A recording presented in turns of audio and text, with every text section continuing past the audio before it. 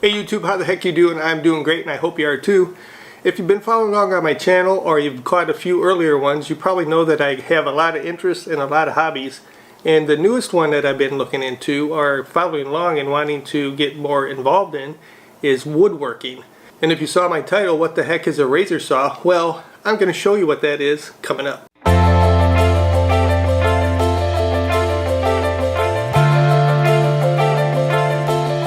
Like I've said in the past, I'm into a lot of things, and woodworking is one interest that I do have.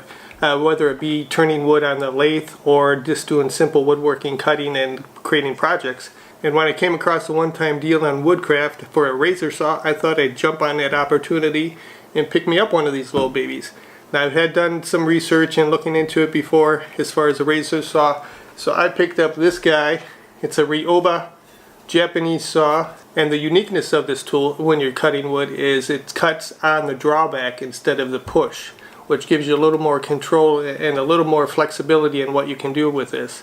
On the more traditional saw that you have on this one, the actual cutting is on the push of the saw. So you can have an easy slip on the wood or just misalignment if you're not into that groove real good. And it doesn't have as much control as when you're pulling back on it. So I thought I'd jump on the bandwagon, pick me up one of these little guys. Like I said, it does cross cut and rip cutting. The rip cut has like 6 teeth per inch, while the cross cut has 9 teeth per inch. And with the teeth on this saw, it gives you pretty good control, cutting, and speed as far as cutting through material. Now this doesn't have any splines, so you're not limited into the depth of the wood that you'd be able to cut into. But we're going to test that out in future projects as they may bring them to the channel for you.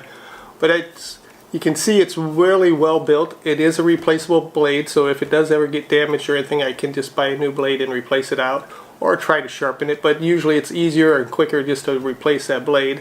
The handle on this is really well done. It's rattan wrap, so it has good grip as you're cutting through the wood. I haven't tested it too much, but I've seen how it's used.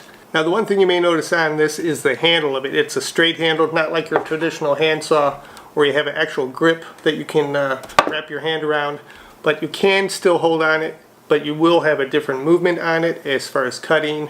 It may give you a little more leverage, but we will see in future projects. But I think I'm going to like this saw. Like I said, I've been looking to get one for quite a while now, so we'll see how this works. This one is 310 millimeters, so it's pretty large size for larger size pieces to cut through.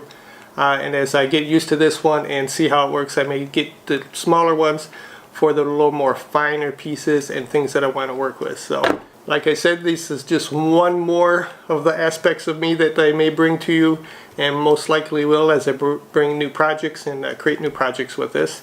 And the lathe and wood turning and everything. But I hope you like the little intro to the razor saw and see what we can do in the future. If you've ever used one or have experience with one, let me know in the comments below. And don't forget to like and subscribe. And I'll see you at the next cut, guys. Have a good one.